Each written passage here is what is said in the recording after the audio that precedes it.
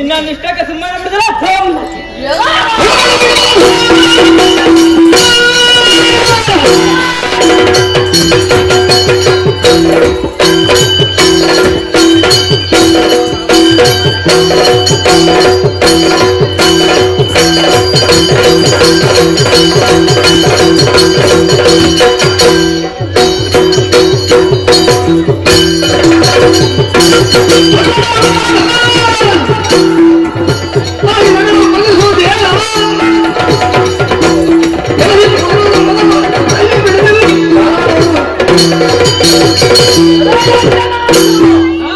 ನಿನ್ನ ಬಾಲವನ್ನು ಎಷ್ಟು ತಕ್ಕಾದ್ರೂ ಬೆಳೆಸ್ತಿ ಅಲ್ವಾ?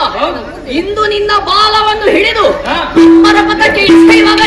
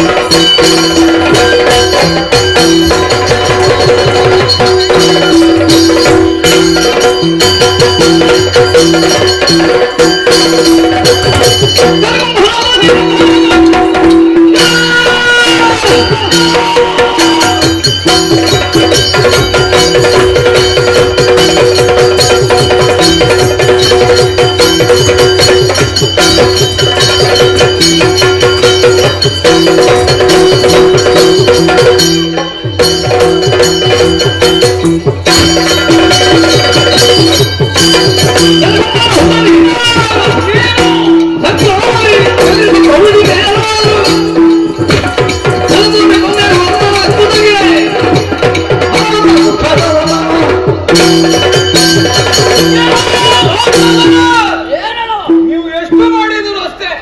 ಯಾಕಂತ ಹೇಳಿದ್ರೆ ನಿಮಗೆ ನಮ್ಮಿಂದ ಜಯ ಖಂಡಿತವಾಗಲೂ ಇಲ್ಲ.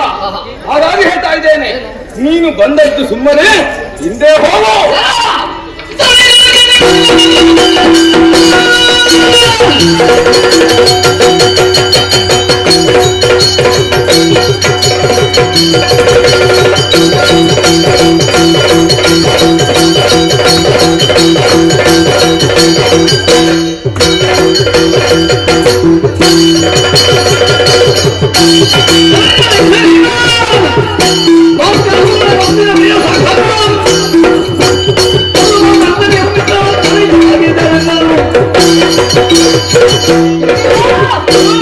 ಮೋಸದಿಂದ ನಿನ್ನ ಅಣ್ಣನನ್ನು ರಾಮನ ಮುಖೇನವಾಗಿ ಕೊಲ್ಲಿಸಿದೆಯಾ? ಅದಕ್ಕೆ ನಾವು ಹಾಗಲ್ಲ. ಸಂಬಂಧವನ್ನು ಸಂಬಂಧಿಕರನ್ನು ಯಾವತ್ತಿಗೂ ಮರೆಯುವವರು ನಾವಲ್ಲ. ಹಾಗಾಗಿ ನನ್ನ ದೊಡ್ಡಪ್ಪನ ಬಯಸಿಕೊಂಡೇ ನಾವು ರಣಕ್ಕಡೆಯಾಗಿ ಬಂದವರು. ನಿನಗೆ ಸಾಮರ್ಥ್ಯ ಉಂಟು ಹೌದಾಗಿದ್ರೆ ಈ ಕುಂಭನೊಂದಿಗೆ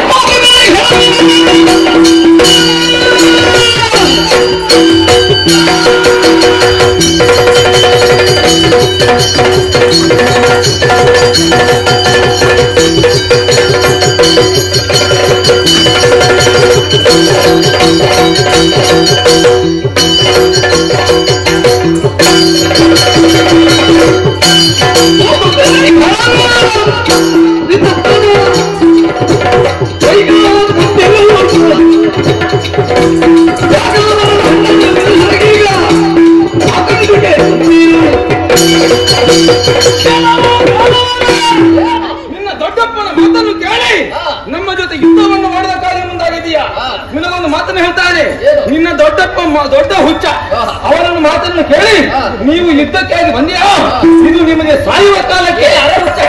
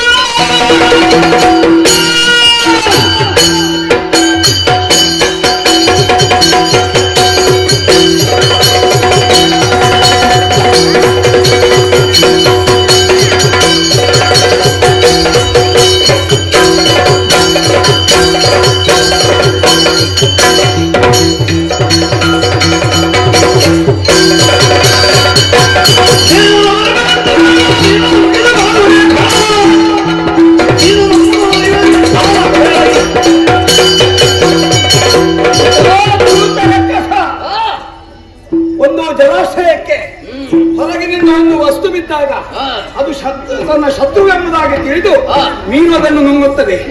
ಅದರಂತೆ ಗಾಳ ಬಿದ್ದಾಗ ಅದನ್ನು ಶತ್ರುವೆಂದು ತಿಂದು ನುಂಗಿದಂತಹ ಆ ಮತ್ಸ್ಯಕ್ಕೆ ಅದೇ ಮೃತ್ಯುವಾಗ್ತದೆ. ಹೀಗಾಗಿ ಕೇವಲ ಮಾನವರು ಎಂಬುದಾಗಿ ನಮ್ಮನ್ನು ತಿಳಿದು ನಮ್ಮ ಮೇಲೆ ಈ ರೀತಿಯಾಗಿ ಏರಿ ಬಂದರೆ ನಾಳೆ ನಿಮಗೆ ಶತ್ರು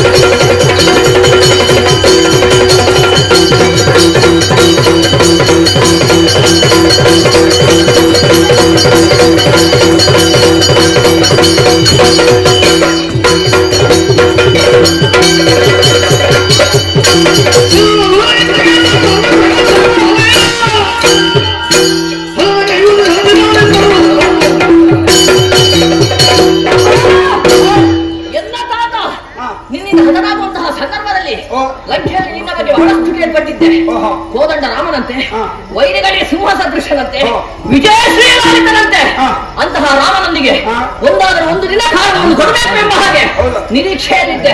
ಇಂದು ಬಂದೆ ರಾಮ. ಎನ್ನ ತಾತನನ್ನು ಕೊಂದಂತಹ ಸೇಡಿನ ಜ್ವಾಲೆ ಇನ್ನೂ ಕುಂಡನೆ ಕುದಿಯುತ್ತಾ ಇದೆ. ಹೌದಾ?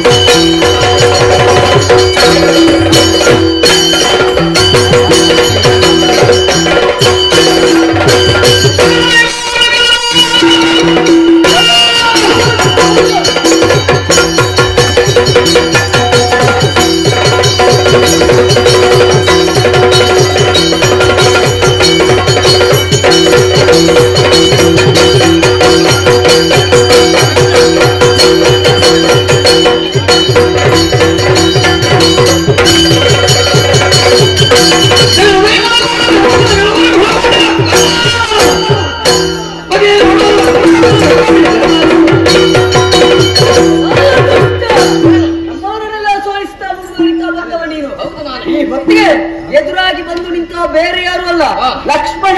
ನಿನ್ನ ಪರಾಕ್ರಮ ಏನು ಎಂಬುದನ್ನು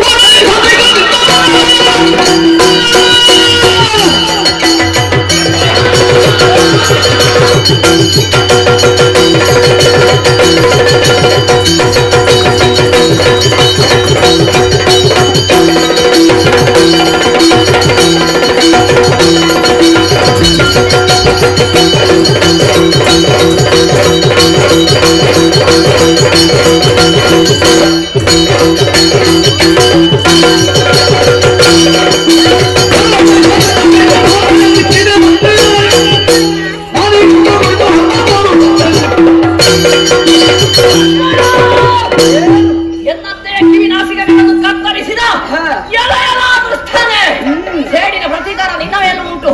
ಹಾಗಾಗಿ ಬಿಡಲಾರೆ ಬಿಡಲಾರೆ ಹಿಡಿದಂತಹ ಕಠಾರಿಯಿಂದ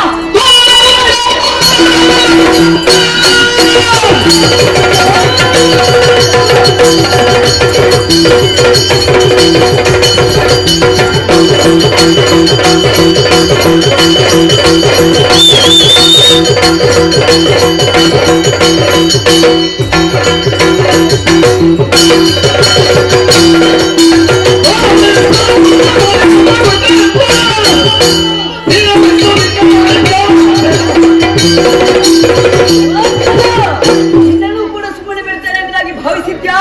ಇದು ಒಂದೇ ಕ್ಷಣದಿಂದ ನಿನ್ನೆಲ್ಲ ಉರುಳಿಸುವಾಗ ಯಾರು ತಡೀತಾರೆ ನೋಡು.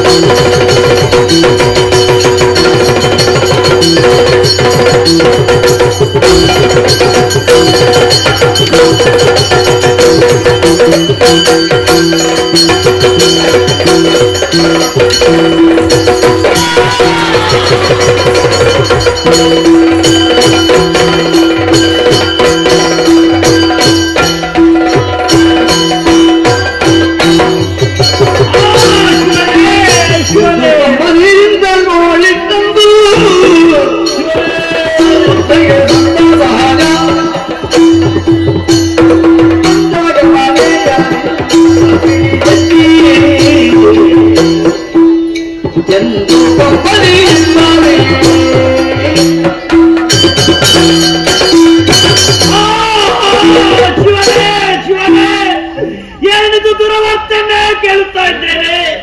ಜಯವನ್ನು ಪಡೆದುಕೊಂಡು ಬರುತ್ತೇನೆ ದೊಡ್ಡಪ್ಪ ಎಂದು ಧೈರ್ಯದ ಮಾತನ್ನು ಹೇಳುವುದಂತ ಕುಂಭಕರ್ಣನ ಮಕ್ಕಳು ಕುಂಭರು ಈ ವೇಳೆಯಲ್ಲಿ ಮಾನವರಾಗಿರುವಂತಹ ರಾಮನಿಂದ ಅಳೆದು ಹೋಗಿದ್ದಾರೆ ಎಂಬ ವಿಚಾರವನ್ನು ತಿಳಿದುಕೊಂಡವ ನಾನಿದ್ದೇನೆ. ಏನು ಮಾಡಲಿ ಶಿವನೇ, ಎಲ್ಲರನ್ನು ಕಳೆದುಕೊಳ್ಳುವಂತಹ ಸ್ಥಿತಿ ನನ್ನ ಪಾಲಿಗೆ ಒದಗಿದೆ. ಹಾಗಾದ್ರೆ ಈಗ ಯಾರಿದ್ದಾರೆ? ಎಲ್ಲರನ್ನು ಕಳೆದುಕೊಂಡವ ನಾನು. ಈ ವೇಳೆಯಲ್ಲಿ ಇರುವುದು ಒಬ್ಬನೇ ನನ್ನ ಮಗ ಇಂದ್ರಜಿತ್. ಈ ವೇಳೆಯಲ್ಲಿ ಆತನನ್ನು ಯುದ್ಧಕ್ಕಾಗಿ ಕಳಿಸಿಕೊಟ್ಟೇತಾದರೆ ನನ್ನಿಂದಾಗಿ ಲಂಕೆ ಸರ್ವನಾಶವಾಗುವುದಕ್ಕೆ ಸಾಧ್ಯ ಉಂಟಲ್ಲ. ಹಾಗಾದ್ರೆ ಏನು ಮಾಡೋಣ? ಈ ವೇಳೆ ಅನಿಶ್ಚಿತ ಎಂದಾದರೆ ಮಾನವಾಗಿರುವಂತಹ ರಾಮ ವೀರ ನಾರಾಯಣನಾಗಿ ಹೊರಟನಲ್ಲ. ಹಾಗಾದ್ರೆ ಆ ರಾಮನನ್ನು ಗೆಲ್ಲುವಂತಹ ಬಗೆ ಹೇಗೆ? ಶಿವನೇ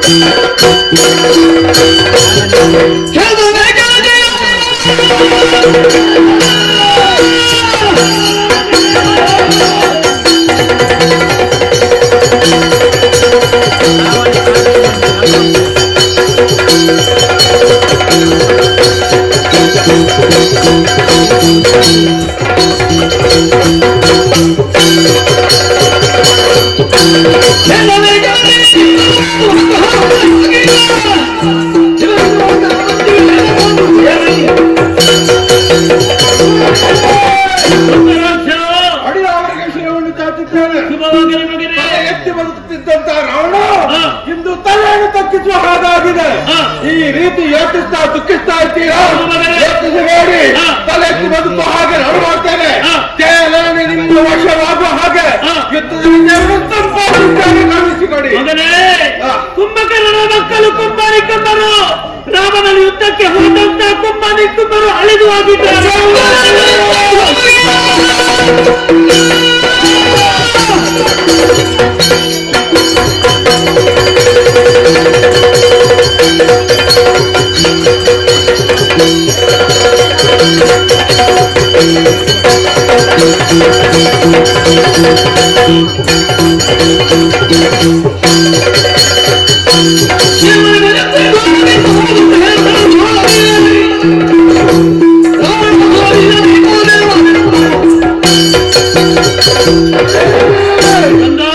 ಈ ವೇಳೆಗೆ ಹೊರಗೆ ಯಾರು ಹಿಂದೆ ಬರುವುದಿಲ್ಲ. ರಾಮ ಲಕ್ಷ್ಮಣರ ಪರಾಕ್ರಮ ಹೆಚ್ಚಿಸಬೇಡಿ. ಅವರಿಗೆ ಸೋಲಾದರೇನು? ನಾವು ಸೋಲುವಾಗ ಕ್ಷೇಲ್ಲ. ಅವರನ್ನು ಕ್ಷುರದಲ್ಲಿ ನಾಶ ಮಾಡುವ ಕ್ಷೇತ್ರವಾಗಿ ನಾವು ಎಂಬುದಾಗಿ ಪ್ರತಿಯೊಬ್ಬರು ಹೊಗಳುವ ಹಾಗೆ ನಾನು ಮಾಡ್ತೇನೆ. ರಾಮನ ಪಕ್ಷದೆಷ್ಟೋ ಕಪ್ಪಿಗಳಿರುವಾಗ ಗೆಲ್ಲುವುದಕ್ಕೆ ಅಸಾಧ್ಯವಾಗಿದೆ.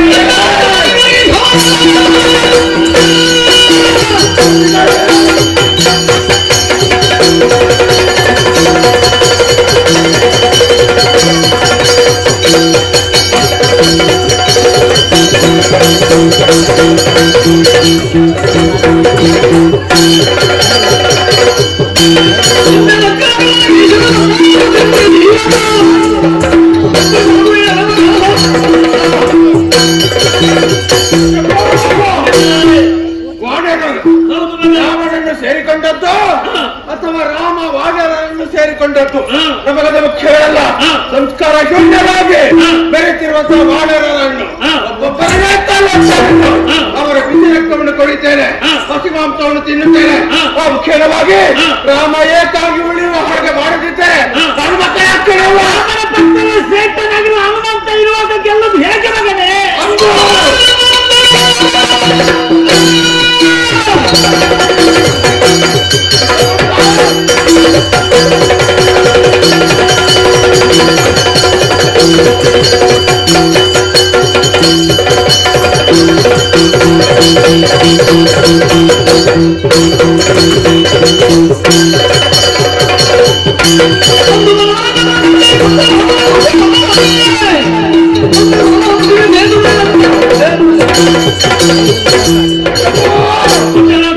ಹನುಮಂತ ಯುದ್ಧದಲ್ಲಿ ರಾಮನಿಗೆ ಸಹಾಯ ಮಾಡುವುದಕ್ಕೆ ಒಬ್ಬ ಮಂಗ ಏನು ಮಾಡುವುದಕ್ಕೆ ಸಾಧ್ಯ ಎಂಬುದಾಗಿ ಈ ಹಿಂದೆ ನಾವು ನೋಡಿಕೊಂಡಿದ್ದೇವೆ. ಒಂದು ವರವನ್ನು ಸೇರಿ ಸೀತೆಯನ್ನು ಹುಡುಕುವುದು ಮಾತ್ರವಲ್ಲ, ಹೊರಟು ಹೋಗುವಂತಹ ಸಂದರ್ಭ ಲಂಕೆಯನ್ನು ಮಾಡುತ್ತಾರೆ. ಮತ್ತೊಮ್ಮೆ ಲಂಕೆ ನಿರ್ಮಾಣವಾಗಿದೆ. ಹಾಗೆಯೇ ಅಂದು ನಮ್ಮನ್ನು ಸೋಲಿಸಿದಂತ ಆ ಹನುಮಂತ ಮತ್ತೆ ವಿಜೃಂಭಿಸುವುದಕ್ಕೆ ಸಿದ್ಧನಾದ್ರೆ ಅವನ ತಲೆಯನ್ನು ಕಡಿಯುವುದಕ್ಕೆ ನಾನು ಸಿದ್ಧನಾಗಿದ್ದೇನೆ. ಕಥೆಯಲ್ಲೇ ರಾಮನ ಮೇಲೆ ಕೇವಲ ಸೀತೆಯ ವಿಷಯದಲ್ಲಿಯೂ ಅವನು ಮಗುರಾತಿ ಎಂಬ ಕಾರಣಕ್ಕೆ ಮಾತ್ರ ದ್ವೇಷ ಅಲ್ಲ. ಹಿಂದೆ ನನ್ನ ತಂದೆಯಾಗಿರುವಂತ ರಾಸುರ ಸಹಿತವಾಗಿ 14,000 ರಾಕ್ಷಸರು ಅಂದಿನಿಂದ ಇಂದಿನವರೆಗೆ ದ್ವೇಷಾಗ್ನಿ ಪ್ರಜ್ವಲಿಸ್ತಾ ಉಂಟು. ಹೊರತೆಗಾಗಿ ರಾಮನಂದರನ್ನು ಬಗೆದು ರಕ್ತವನ್ನು ಹೊರತೆಗೆದರ ಮುಖ್ಯವಾಗಿ ದ್ವೇಷಾಗ್ನಿಯನ್ನು ನಾಶ ಮಾಡುವುದಕ್ಕೆ ನಂದಿಸುವುದಕ್ಕೆ ನಾನು ಸಿದ್ಧನಾಗಿದ್ದೇನೆ.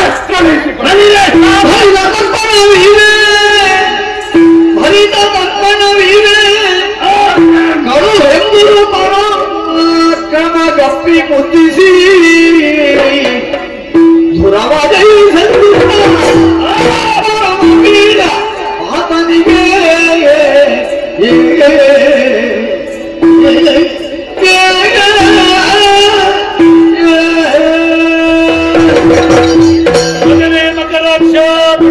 ನಿನ್ನ ಸ್ಥಳೀಯ ನುಡಿಗಳನ್ನು ಕೇಳಿದ ಅಕ್ಷರದಲ್ಲೇ ಮನಸ್ಸಿಗೆ ಬಹಳ ಸಂತೋಷವಾಯಿತು ಮಗನೇ. ಯುದ್ಧಕ್ಕಾಗಿ ಹೊರಟು ನಿಂತವ, ಯುದ್ಧಕ್ಕಾಗಿ ಕಳಿಸಿಕೊಡಬೇಕಾದ್ದು ನನ್ನ ಕರ್ತವ್ಯ ಮಗನೇ. ಮಾನವನಾಗಿದ್ದ ರಾಮನ ಯುದ್ಧವನ್ನು ಮಾಡಬೇಕಾದ ಜಾಗ್ರತೆಯಿಂದಿರಬೇಕು ಮಗನೇ. ಯೋಚಿಸಬೇಡಿ. ಇದಕ್ಕಿಂತ ಮೊದಲು ಅಳಿದು ಹೋದವರ ಸ್ಥಿತಿ ಏನಾಗಿ ಎಲ್ಲವನ್ನು ನೀನು ತಿಳಿದುಕೊಂಡವಲ್ವೇ ಮಗನೇ? ಮಾಯನ್ನು ಅರ್ಥರಿಸಿಕೊಂಡಿದ್ದೇನೆ ಅಲ್ಲೇ ಮಗನೇ. ನಿನ್ನಲ್ಲಿ ಖಂಡಿತವಾಗಿ ವಿಶ್ವಾಸ ಉಂಟು ರಾಮನನ್ನು ಗೆದ್ದು ಬರುತ್ತೆ ಎಂಬುದಾಗಿ. ಅದಕ್ಕಾಗಿ ಯುದ್ಧಕ್ಕಾಗಿ ಸಿದ್ಧನಾಗಿದೆಯೇ? ಬಂಗಾಳದ ಹುಂಬಟ ರಣದಲ್ಲಿ ಕೊಟ್ಟಿದ್ದೇನೆ. ಹೋಗಿ ಬಾ ಹೋಗಿ ಬಾ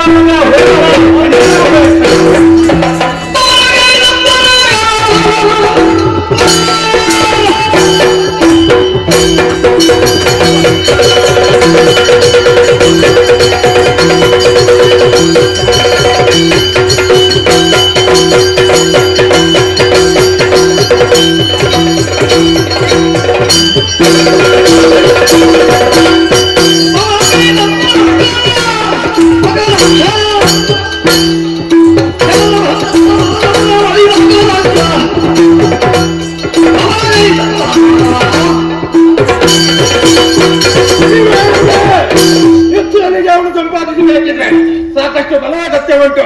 ಅದಕ್ಕೆ ಬೇಕಾಗಿ ಅಸುರ ಸೇನೆಯನ್ನು ಸೇರಿಸೋಣವೇ. ಹೆಚ್ಚು ನಷ್ಟವಾಗಿದೆ, ನಮ್ಮಲ್ಲಿ ಉಳಿದದ್ದು ಕಡಿಮೆ. ಹಾಗಂತಲೇ ಸೇನೆಯನ್ನು ನಂಬಿಕೊಂಡು ನಾವು ತಟಸ್ಥರಾಗುವುದಲ್ಲ. ದೈಹಿಕವಾಗಿರುವಂತಹ ಬಲ ಉಂಟು, ಮನೋಬಲ ಉಂಟು, ಅವಕ್ಕೆ ನಮಗೆ ಜಯಿಸ್ತೇನೆ ಎಂಬಂತಹ ಧೈರ್ಯ ಉಂಟು. ಹಾಗಂತಲೇ ಬರುವವರು ಯಾರಿದ್ದಾರೆ ಅವರನ್ನೆಲ್ಲ ಸೇರಿಸಿಕೊಂಡು ಮನೆ ರಥವನ್ನು ಏರಿದ್ದಾರೆ ಇದ್ದಾರೆ.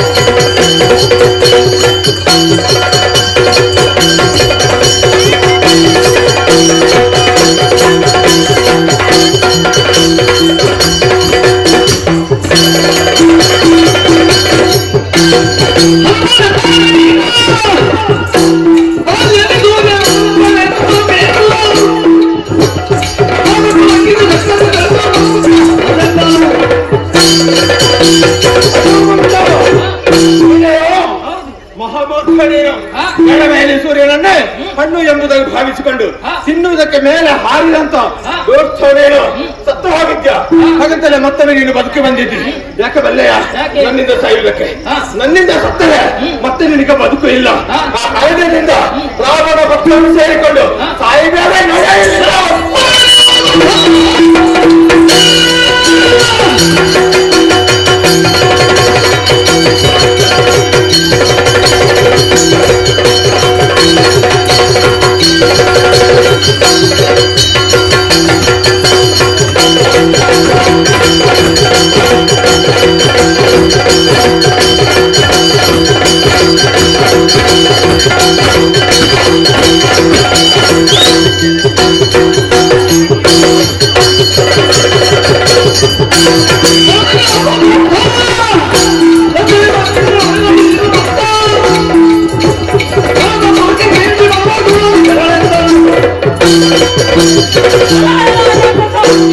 ಈಗ ನಿನ್ನ ಮುಂದೆ ಬಂದಿರೋ ಸಾಮಾನ್ಯನಲ್ಲ. ಏನು? ನಾನೇ ಹನುಮಂತ. ಹೌದಾ? ನಿನ್ನ ಶಕ್ತಿ ಸಾಮರ್ಥ್ಯ ನನ್ನ ತೋರಿಸುವ.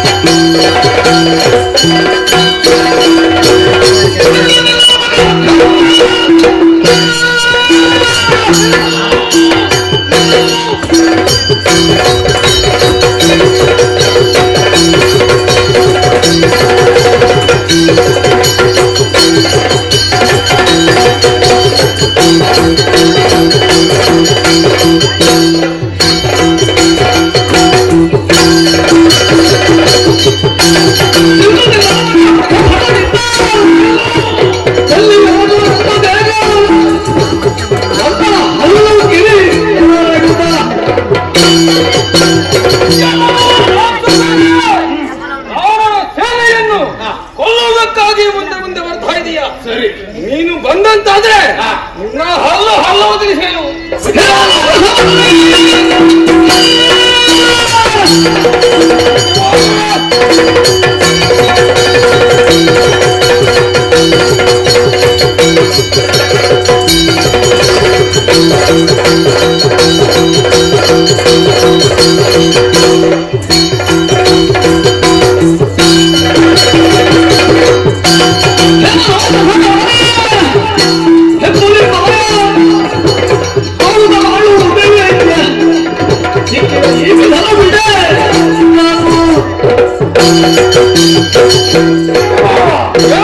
ಸಾಕಷ್ಟು ವಿಚಾರವನ್ನು ತಡೆದುಕೊಂಡಿದ್ದೇನೆ. ಹೌದಲ್ಲ? ಅಣ್ಣ ಗುಹೆಯ ಒಳ ಪ್ರವೇಶ ಮಾಡಿದಾಗ ಬಂಡೆ ಕಲ್ಲನ್ನಿತ್ತು ಹೊರಗೆ ಬಂದು ಪೀಠವಣಿಯಂತ ದುರಾತ್ಮ ಅವ ಹೊಡೆದಕ್ಕೆ ಬಂದಾಗ ಮಾಡಿ ಹೋದಂತ ಹೇಳಿ ಅವರ ಮಡದೆ ಆಗಿರುವಂತಹ ತಾರೆಯನ್ನು ನೀನು ಮತ್ತೆ ಸೇರಿದಂತಹ ದೂರ್ಥ ಈ ವೇಳೆಗೆ ರಾಮನ ಪಕ್ಷವನ್ನು ವಹಿಸಿಕೊಂಡು ನನ್ನಲ್ಲಿ ಹೋರಾಟಕ್ಕೆ ಬಂದಿದ್ದೀಯಾ? ಹೌದು ವಾಲೆ, ನನ್ನ ದೊಡ್ಡಪ್ಪನಾಗಿರುವಂತಹ ರಾಮಣೇಶ್ವರ ವಿಠಲಾಗಿದ್ದಾನೆ. ನಮಗೊಂದು ದ್ವೇಷ ಉಂಟು. ವಾಲಿಯನ್ನು ಕೊಂದವ ರಾಮ, ಸಲ್ಲಿಸಿದವ ಹುಟ್ಟು ಸುಗ್ರೀವ. ನಾನು ಅತ್ಯಾಗಬೇಕು ನಿನಗೆ ನಿನ್ನ ಅಣ್ಣನನ್ನು ಕೊಲ್ಲಿಸಿ ಮುಖ್ಯವಾಗಿ ಶತ್ರುವಾಗಿರುವಂತಹ ರಾಮನ ಜೊತೆ ಸೇರಿಕೊಂಡಿದ್ದ. ಈ ವೇಳೆಗೆ ನಿನ್ನನ್ನು ಕೊಂದು ಆ ಮುಖ್ಯವಾಗಿ ರಾಮನ ಜುಟ್ಟನ್ನು ಹಿಡಿಯುತ್ತೇನೆ. ನಿನಗೂ ನಾಚಿಕೆ ಆಗಬೇಕಿತ್ತು. ಯಾಕೆ? ಕಪಿಗಳ ಮುಂದೆ ಹೋರಾಡುವುದಕ್ಕೆ ಬಂದಿದ್ದೀಯಲ್ಲ, ನಿನಗೆ ನಾಚಿಕೆ ಅಲ್ವಾ? ನಾನು ಬಂದದ್ದಲ್ಲ, ಮತ್ತೆ ರಾಮ ಅವರ ಕಪಿಗಳನ್ನು ಸೇರಿಸಿಕೊಂಡದ್ದು. ಈ ವೇಳೆಗೆ ರಾಮನೊಬ್ಬರೇ ಬರುತ್ತಿದ್ದಾರೆ. ಕಪಿಗಳನ್ನು ಹುಡುಕಿಕೊಂಡು ನಾವು ಬರ್ತಾ ಇರಲಿಲ್ಲ. ರಾಮನಲ್ಲಿ ಹೋರಾಟ ಮಾಡೋದಕ್ಕೆ ಸಿದ್ಧವಾಗಿದ್ದೇನೆ. ಯುದ್ಧಕ್ಕೆ ಬಂದದ್ದು ನೀನಲ್ವಾ? ಯುದ್ಧವನ್ನು ಬಿಟ್ಟು ಹೋದರೆ ಆದೀತು. ಹೋಗುದಿಲ್ಲ.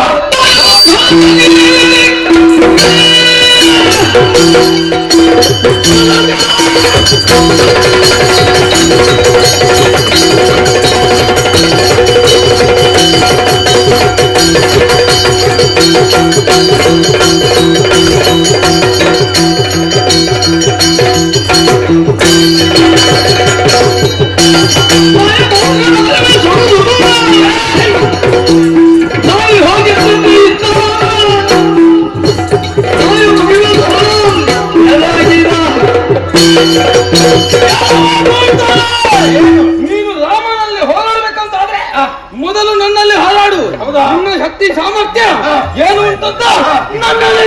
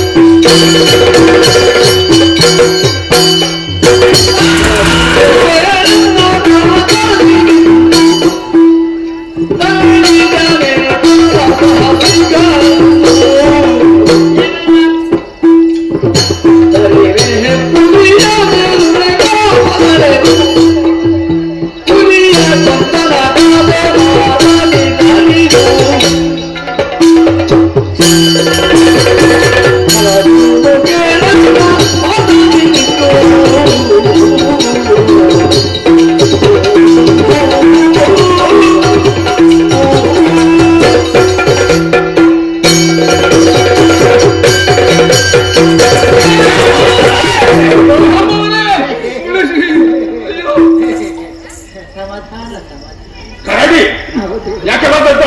ಶಾಂತಿ ಎಂತಲೂ ಶಾಂತಿ ಎದ್ದು ನನಗಾಗುವುದಿಲ್ಲ. ಮಧ್ಯ ಪ್ರವೇಶ ಮಾಡಿದ್ಯಲ್ಲ, ಅವನ ಕುತ್ತಿಗೆ ಹೋಗುವಂತ ಕಥೆ ನಿನ್ನ ತಲೆಗೆ ಬಂದಿತ್ತು. ಯಾಕೆ ಶಾಂತಿರಾಗಬೇಕು? ತಾವುಗಳು ಕಾರಣ ಬೇಕಲ್ವ? ಮತ್ತೆ ನೀವೇನು ಘನತೆ ಬೆತ್ತವರಾಗಿ ಸಾಮಾನ್ಯ ರಾವಣ ಮಕರಾಕ್ಷ ಏನು ಮಕರನ ಹಾಗೆ ಕಣ್ಣನ್ನು ಹೊಂದಿದವ, ತೀಕ್ಷ್ಣವಾದಂತಹ ಕಣ್ಣು. ಎಲ್ಲಿ ಹಾಗೆ ಏನು ಅಲ್ಲೇ ಹಿಡಿತವ ಹಾಗೆ, ಮಕರದ ಹಾಗೆ. ಮಕರದ ಬಾಯಿಗೆ ಸಿಕ್ಕಿದ್ರೆ ತಪ್ಪಿಸುವುದಕ್ಕೆ ಸಾಧ್ಯವಿಲ್ಲ. ಮಕರಕ್ಕೆ ನೀರಿನೊಳಗೆ ಬಲ, ಮಕರಾಕ್ಷನಿಗೆ ಪ್ರಪಂಚ ಮೂರರಲ್ಲಿ ಬಲ ಆಗುವುದಷ್ಟೇ. ಬಲಯುತ ನೀನು ಮೇಲ್ಮಟ್ಟಕ್ಕೆ ಏರಿದಂತಹ ವ್ಯಕ್ತಿ ಹೋಗಿ ಹೋಗಿ ಒಂದು ಮಂಗನ ತಲೆಗಡಲಿಕ್ಕೆ ಮುಂದಾಗಿದ್ಯಲ್ಲ. ಇದು ನಿನ್ನಂಥವನಿಗೆ ಭೂಷಣವ ಪುಣ್ಯಾತ್ಮ. ಅದಕ್ಕೆ ಏನಾದ್ರೂ ಕಡಿಲಿಕ್ಕೆ ಉಂಟೋ ನೀನು?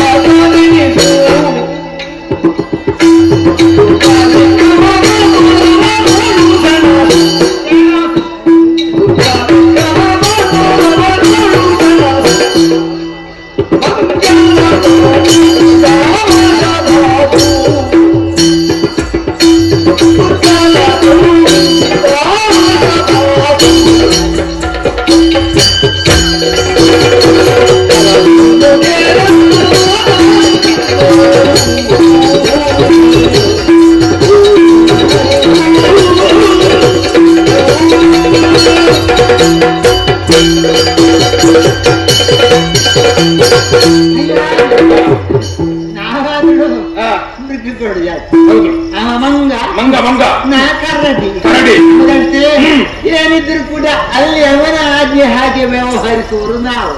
ನಾವಾಗಿ ನಾವು ಬಂದದ್ದಲ್ಲ, ನಮಗೆ ಅರಸು ಶ್ರೀರಾಮ ಹೌದಷ್ಟೇ. ಅವನ ಆಜ್ಞೆ ಏನುಂಟು ಹಾಗೆ ವ್ಯವಹರಿಸ್ತೇವೆ. ಆಳಗಳನ್ನು ಕೊಂದು ಏನ ಪಡಿಲಿಕ್ಕುಂಟು? ಅದರಲ್ಲಿ ಕೂಡ ಮಂಗಗಳ ಗರಡಿಗಳು ಎಂತದ್ದು ಹೆಗ್ಗಳಿಕೆ ಇಲ್ಲ. ನೀನು ಯಾರು ಹೋರಾಟ ಮಾಡಬೇಕು, ಅವರಲ್ಲೇ ಹೋರಾಟ ಮಾಡಬೇಕು. ಸಿಂಹ ಒಂದು ಸಿಂಹದಲ್ಲಿಯೇ ಹೋರಾಟ ಮಾಡ್ಬೇಕು. ಗುರಿ ಮರಿಯಲ್ಲಿ ಎಂತದ್ದು ಹೋರಾಟ ಮಾಡ್ಲಿಕ್ಕೆಲ್ಲ ಗೆದ್ದರು ಗೆಲುವಲ್ಲ, ಹಾಗಾದ್ರೆ ನೀನು ರಾಮಚಂದ್ರನನ್ನು ಅರಸು, ನಮ್ಮ ಅರಸುವನ್ನು ನೀನು ಅರಸು. ಅವನೊಂದಿಗೆ ಕಾಡಾಕಾಡಿ ಭವನ ಕೊಡು, ಅಲ್ಲಿ ನೀನು ಅಂತ ತೋರಿಸು. ರಾವಣ ಅಂದ್ರೆ ದಶಮುಖ ನಂದನ ಅಂತ ನೀನು ಆಗಬೇಕು ಅಂತ ಆದ್ರೆ ರಾಮನಲ್ಲಿ ಹೋರಾಡಬೇಕು. ಅದು ಬಿಟ್ಟು ಇಲ್ಲಿ ಎಂತದ್ದು ಸುಮ್ಮನೆ ಬಿಟ್ಟು ಬಿಡು. ಬಿಟ್ಟು ಇವರಲ್ಲಿ ದೇಶ ಉಂಟು ನನಗೆ. ನನ್ನ ದೊಡ್ಡಪ್ಪನ ತಮ್ಮ ನನಗೆ ದೊಡ್ಡಪ್ಪನ ಆಗಬೇಕು.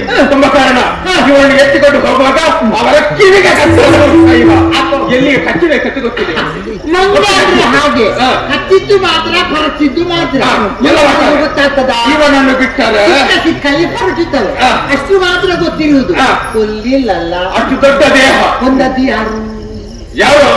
ರಾಮ. ಹಾಗಾದ್ರೆ ಹಾಗೆ ಯಾರಲ್ಲಿ ರಾಮನಲ್ಲಿ ಸಿಕ್ಕಿದ್ದಾನೆ. ಇವ ಕರಚಿದ್ದು ಮಾತ್ರ ಅಲ್ವಾ? ಹೌದು. ಬಿಟ್ಟು ಬಿಡು, ಏನು ಪಡಲಿಕ್ಕಿಲ್ಲ. ಮಾತಾಡಿದ್ರೆ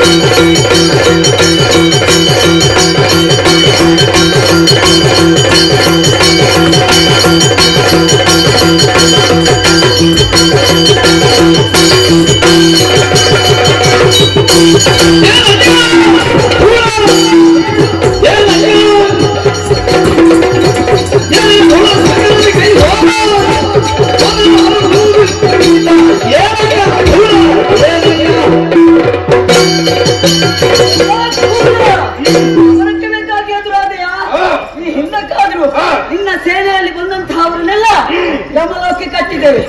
ನಿನ್ನನ್ನು ಕೂಡ ಬಿಡುದಿಲ್ಲ, ಅಲ್ಲಿಗೆ ಕಳಿಸ್ತೇವೆ.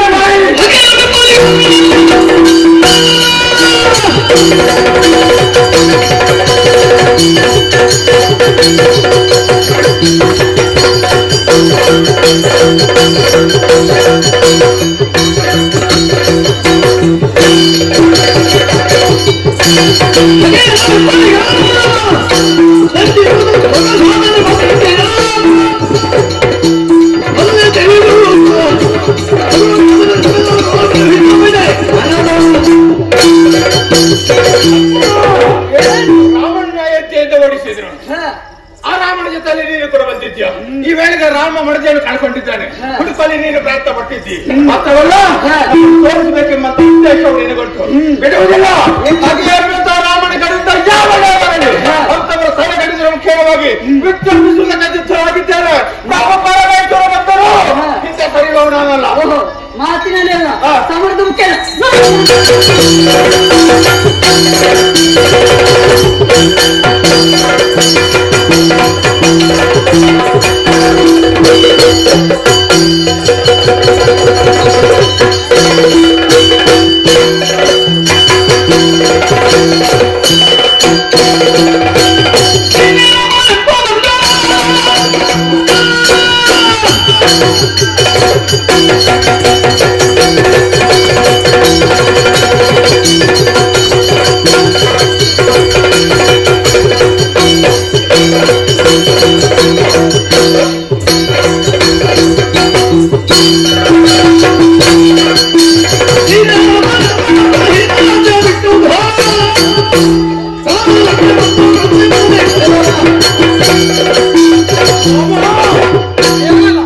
ರಾಮನೆಂದರೆ ನೀನೆಯೋ ಹೆಂಡತಿಯನ್ನು ಕಳ್ಕೊಂಡವ ನೀನು. ಓಹೋ, ಇವಾಗ ವಾನರರನ್ನು ಸೇರಿಸಿಕೊಂಡೆ.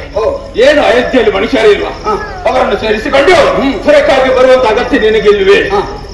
ಯಾವುದಕ್ಕೂ ಆಗದ, ಯಾವುದಕ್ಕೂ ಬೇಡ ಎಂಬುದಾಗಿ ನಾವೆಲ್ಲ ಭಾವಿಸಿಕೊಂಡಂತ ವಾನರ ವರ್ಗದ ಸಹಾಯ ನಿನಗೆ ಗೊತ್ತಾಯ್ತು. ಮನುಷ್ಯರು ಯಾರು ನಿನ್ನನ್ನು ಸೇರಿಸಿಕೊಳ್ಳುವುದಿಲ್ಲ. ಆ ಕಾರಣಕ್ಕೆ ಬೇಕಾಗಿ ಏನೋ ಗತಿ ಇಲ್ಲ ಎಂದಾದಾಗ ಸಂಸ್ಕಾರ ಶೂನ್ಯರಾಗಿರುವಂತಹ ವಾನರರು ನಿನ್ನನ್ನು ಹಿಂಬಾಲಿಸಿಕೊಂಡು ಬಂದಿದ್ದಾರೆ. ನಿನಗೆ ಒಳ್ಳೆಯದಾಗಿದೆ, ಯಾಕಂದ್ರೆ ಅವರಿಗೆ ಸಂಭಾವನೆ ಕೊಡುವ ಅಗತ್ಯವಿಲ್ಲ, ದುಡಿಸುವುದು ಮಾತ್ರ.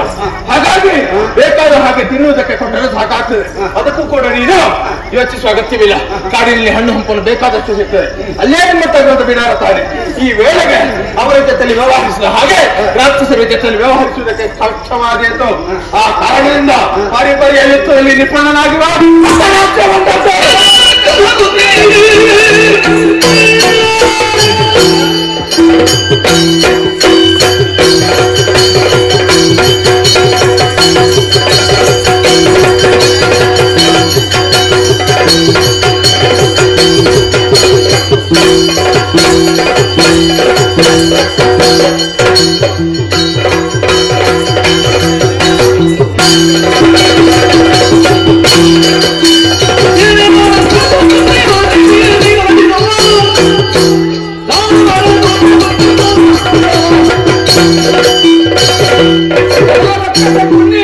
ಏನೋ ನಿನ್ನ ಸಂಸ್ಕಾರಕ್ಕೆ ತಕ್ಕದಾಗಿ ಮಾತಾಡಿದೆ.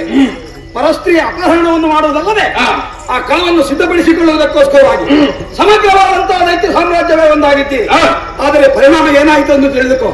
ಅಂದು ನೀನು ಕದ್ದು ತಂದಂತಹ ನಮ್ಮ ಭಾರ್ಯ ಸೀತೆ ನಿಮ್ಮ ಲಂಕಾ ರಾಷ್ಟ್ರಕ್ಕೆ ಮೃತ್ಯು ಸ್ವರೂಪಿಯಾಗಿ ಹೊಕ್ಕಿದ್ದಾರೆ. ಆರಂಭ ಆಗಿದೆ. ಅಂದೆ ನಿನ್ನ ಅಪ್ಪನಾದಂತಹ ಖರಾಸುರನನ್ನು 14,000 ದೈತ್ಯರ ಸಹಿತವಾಗಿ ನಿಂತ ಹೆಜ್ಜೆಯಲ್ಲಿ ಕೊಂಡ ನಾನು ಇಲ್ಲಿಯವರೆಗೆ ಮುಂದುವರೆದವರು. ನಿನ್ನನ್ನು ಬಿಡ್ತೇನೆ, ಬಿಡಲಾರ ಬಿಡಲಾರ.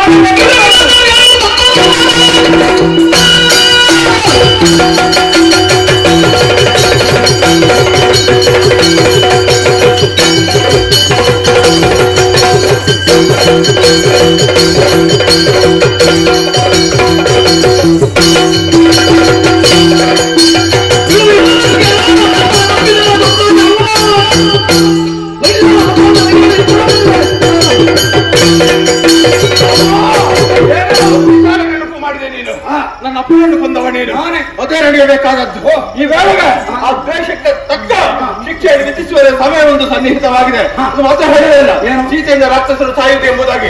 ಹಾಗಾದ್ರೆ ನನ್ನ ಅಪ್ಪ ಸಾಯುವುದಕ್ಕೆ ಸೀತೆ ಕಾರಣವಲ್ಲ ಎನ್ನುವುದು ಸ್ಪಷ್ಟ. ಸೀತೆಯನ್ನು ಅಪಹರಿಸಿಕೊಂಡು ಬಂದದರಿಂದ ಆ ಕಾರಣಕ್ಕೆ ಆ ದೈತ್ಯಗೆ ರಕ್ಷಣೆಯನ್ನು ಕೊಡುವುದಕ್ಕಾಗಿ ಮುಂದುವರೆದಿಂದ ಅಪ್ಪ ಆರಂಭವಾಗಿತ್ತು. ದೈತ್ಯಲ್ಲಿಂದ ನಿಮ್ಮ ಅಂತೆಯಿಂದ ಅದರ ನಂತರದ ಘಟನೆ ಇದೆ. ಆರಂಭ ಮಾಡಿದ್ದು ನೀನಲ್ವಾ, ಮುಕ್ತಾಯ ನಾನು ಮಾಡ್ತೇನೆ. ಹೌದಾ? ನೋಡೋಣ.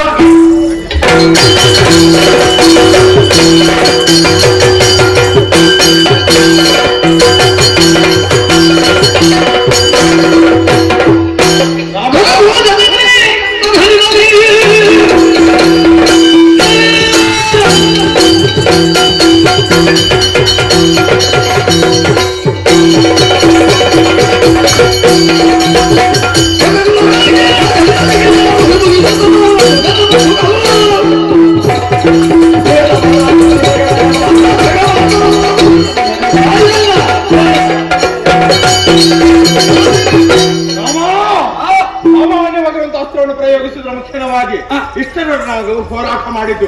ಆದ್ರೆ ಎಲ್ಲರ ಹಾಗೆ ಹೋರಾಟ ವಿಶೇಷವಾಗಿರ್ಬೇಕು. ಅದಕ್ಕೆ ಬೇಕಾಗಿ ನೀನು ಧನುರ್ಧಾರವನ್ನು ಕೈಗೊಂಡ ಹಾಗೆ ನಾನು ಕೂಡ ಧನುರ್ಧಾರವನ್ನು ಕೈಗೊಂಡಿದ್ದೇನೆ. ಮಂತ್ರಾಸ್ತ್ರದ ಪ್ರಯೋಗ ಹಾಗೆ ಮುಖ್ಯವಾಗಿ ಜಯ ನಿನ್ನದ್ದು ನನ್ನದ್ದು ಎಂಬುದಾಗಿ ತೀರ್ಮಾನವಾಗಬೇಕು.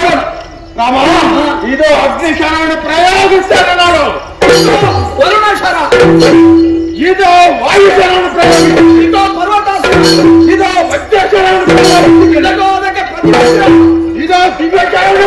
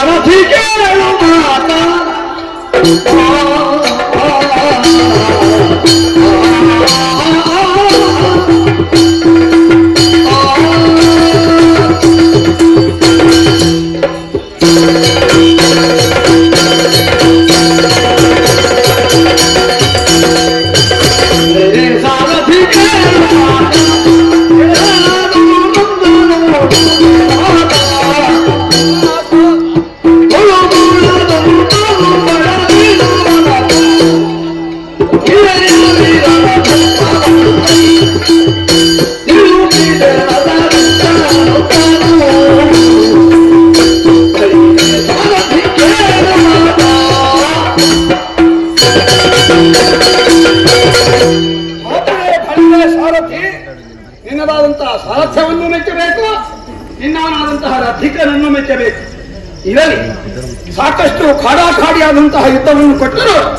ಈ ಕಾಲದಲ್ಲಿ ಅವನ ದುರ್ದಶೆಯನ್ನು ನೋಡು, ಮೈಯೆಲ್ಲ ಗಡಗಡ ನಡುಗುತ್ತಾ ಇದೆ. ಹಾಗೆಂದುಕೊಂಡು ತನ್ನನ್ನು ಸಾವರಿಸಿಕೊಂಡು ನಿಲ್ಲುವಂತಹ ದೇಹತ್ರಾಣವೂ ಅವರಿಗಿಲ್ಲ. ಕಣ್ಣುಗಳು ಮೇಲೆ ಇವೆ, ಬಾಯಿಂದ ನೊರೆ ಕಾರುತ್ತಾ ಇದ್ದಾನೆ. ಇದರ ಅರ್ಥ ಈ ಕಾಲದಲ್ಲಿ ನಮ್ಮೆದುರು ಸೆಣಸುವುದಕ್ಕೆ ಆತನು ಅರ್ಹತೆಯನ್ನು ಕಳಕೊಂಡಿದ್ದಾನೆ. ನಮಗೂ ಅಷ್ಟೇ, ನಿರ್ಜೀವರನ್ನು ಬಲಹೀನರನ್ನು ಬಡಿದು ಕೊಂದು ಗೆಲಿದು ಆಗುವಂಥದ್ದೇ ಆಗಬೇಕಾಗಿಲ್ಲ. ನೀನು ಸಾರಥಿಯಾದುದರಿಂದ ಪ್ರಥಮ ಚಿಕಿತ್ಸೆ ಎನ್ನುವುದು ನಿನ್ನಲ್ಲಿ ಇರಬಹುದು. ಇವನಿಗೆ ಒಂದಷ್ಟು ಶುಶ್ರೂಷೆಯನ್ನು ಮಾಡಿ ಅವನನ್ನು ಯುದ್ಧಕ್ಕೆ ಸನ್ನದ್ಧನನ್ನಾಗಿ ಮಾಡು. ಅಲ್ಲಿಯವರೆಗೆ ಕಾಯುತ್ತೇನೆ ನೋಡಿ.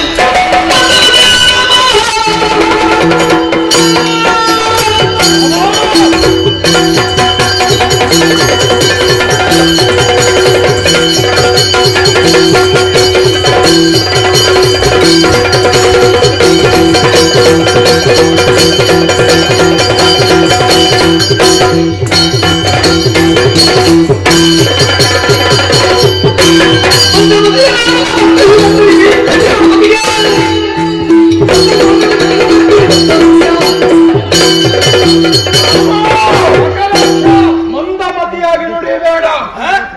ಯುದ್ಧದಲ್ಲಿ ಸೋತು ಥರಗರಗಿತ್ತಲ್ವೇ ಅಲ್ಲ. ಹಾಗಂತಾರೆ ಯುದ್ಧದ ಯಾಕೆ?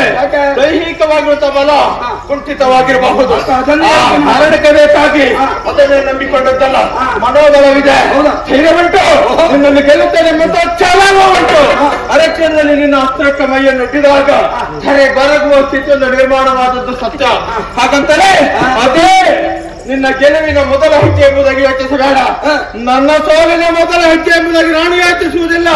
ಈ ವೇಳೆಗೆ ಸೋತ ಮತ್ತೆ ಗೆಲ್ಲುತ್ತಾನೆ ಎಂಬುದನ್ನು ಪ್ರಪಂಚ ಮುಖ ತೆಳೆಯುವ ಹಾಗೆ ಯುದ್ಧದಲ್ಲಿ ತೋರಿಸಿಕೊಂಡು ಖಚಿತವಾಗಿದ್ದಾನೆ.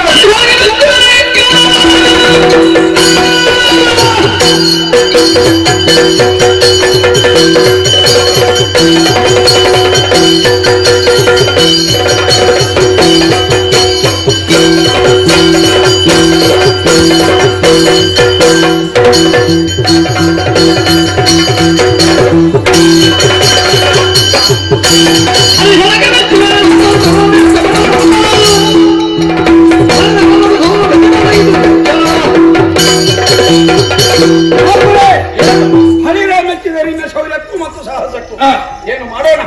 ಒಂದೊಮ್ಮೆಗೆ ನಿಮ್ಮೆಲ್ಲರನ್ನು ಕಾಣುವಾಗ ಸಂಕಟವೂ ಆಗ್ತದೆ, ವ್ಯಥೆ ಆಗ್ತದೆ. ಯಾಕೆ? ನಿಮ್ಮಂತಹ ವಜ್ರ ಸಮಾನರಾದ ಸದೃಢ ದೇಹಧಾರಿಗಳಾದಂತಹ ವಿದ್ಯಾನ್ವಿತರಾದಂತಹ ಬಲ ಪೌರುಷ ಉಳ್ಳವರು ಇದೆಲ್ಲವನ್ನು ಒಂದು ಸತ್ಕಾರ್ಯಕ್ಕೆ ವಿನಿಯೋಗ ಮಾಡಿಸುತ್ತಿದ್ದರೆ ಲೋಕವು ಆಚಂದ್ರಾರ್ಥವಾಗಿ ನಿಮ್ಮನ್ನು ನೆನಪಿಸುತ್ತಿತ್ತು.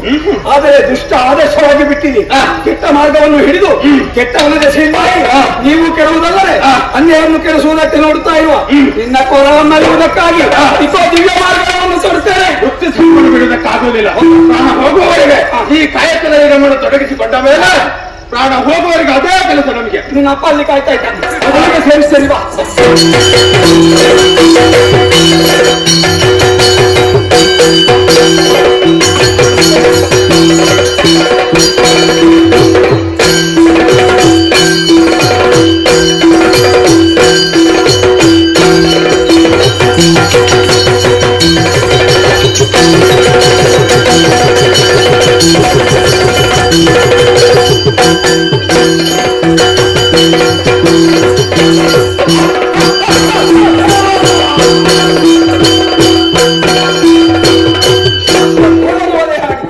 ಇಂದಿಗೆ ಜಯನಮನಾಗಿದೆ. ಆದ್ದರಿಂದ ದಣಿದವರೆಲ್ಲರೂ ವಿಶ್ರಾಂತಿಯನ್ನು ಪಡೆಯಬೇಕು. ನಿನ್ನೆ ರಾತ್ರಿಯಲ್ಲೂ ನಾವು ದುಡಿದವರಿದ್ದೇವೆ. ಆದ್ದರಿಂದ ನಾಳೆ ಯುದ್ಧಕ್ಕೆ ಮಾನಸಿಕವಾಗಿ ದೈಹಿಕವಾಗಿ ಸನ್ನದ್ಧರಾಗುವುದಕ್ಕೆ ಬಿಡತೆಯನ್ನು ಸೇರೋಣ.